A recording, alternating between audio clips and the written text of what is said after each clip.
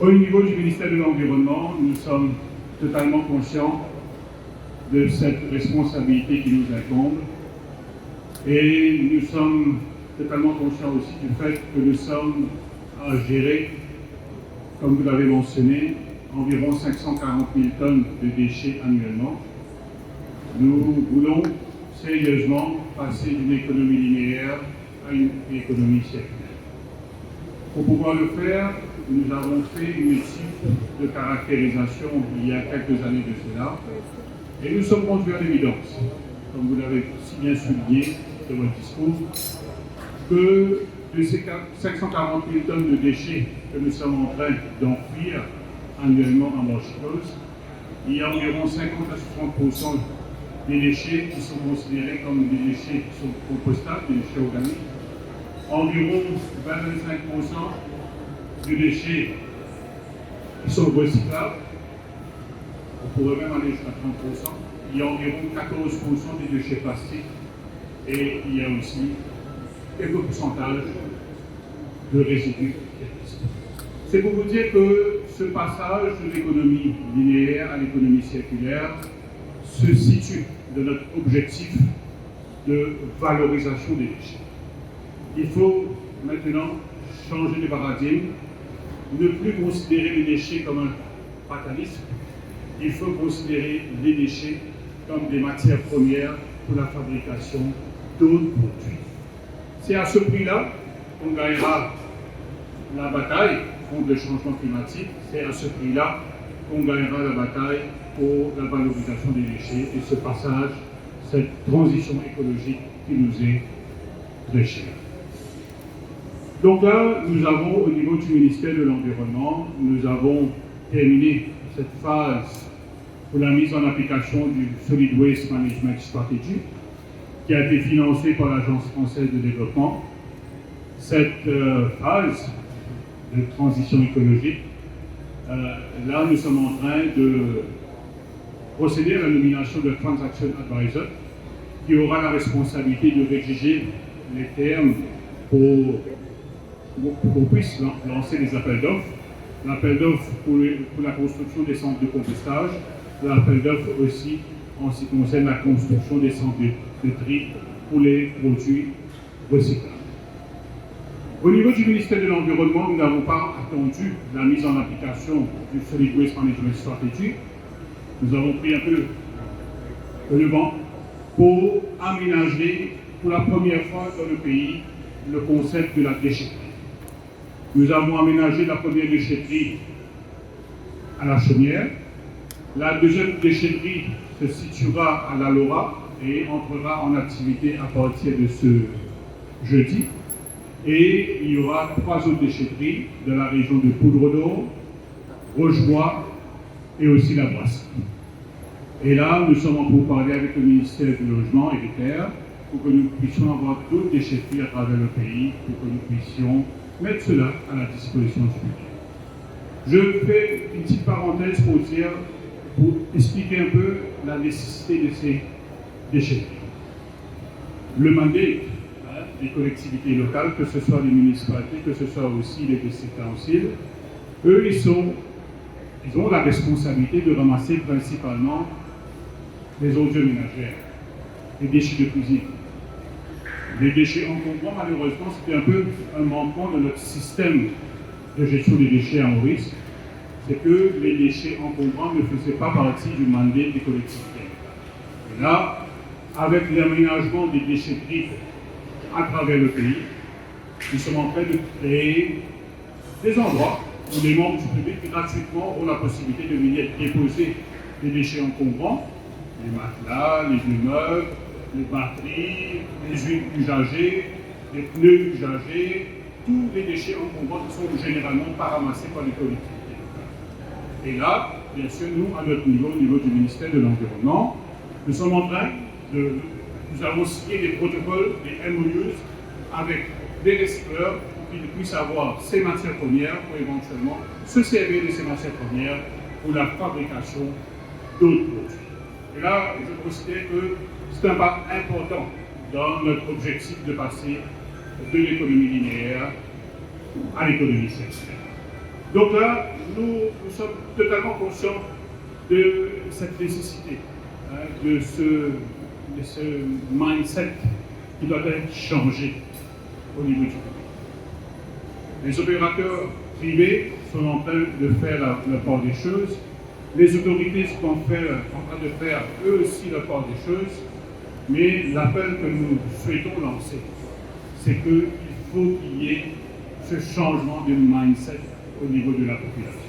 Il faut qu'il y ait ce changement de mentalité au niveau du Maurice, pour qu'on puisse faire ce passage de l'économie linéaire à l'économie circulaire pour pouvoir surtout protéger notre environnement et protéger aussi les générations futures. À partir de 2010, à Flac, et par la suite, il y a eu Flac, cœur de ville, où on doit se dire que Pascal a été pionnier pour l'énergie renouvelable.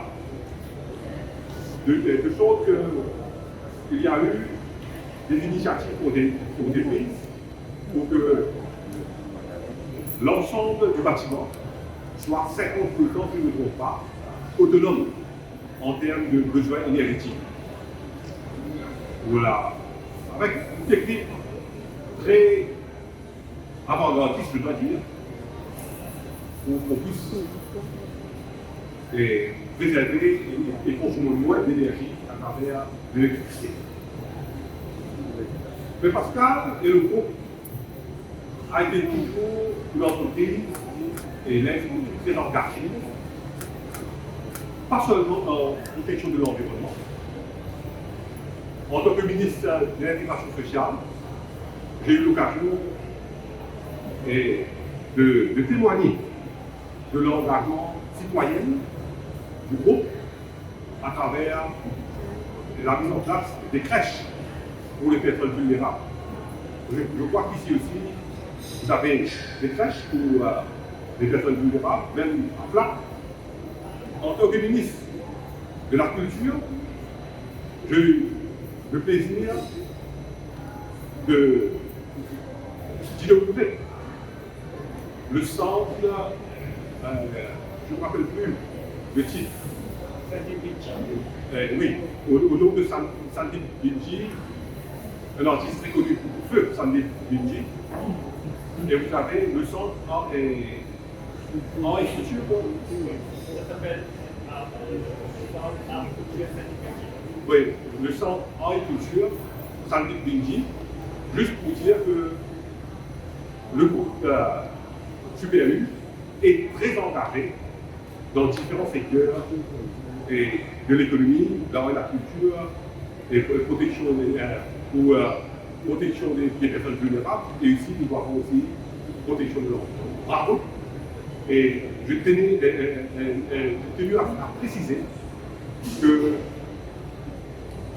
comme je vous dis, que le groupe est pleinement engagé dans tous les sujets sociaux, culturels, et que c'est une exemple à suivre.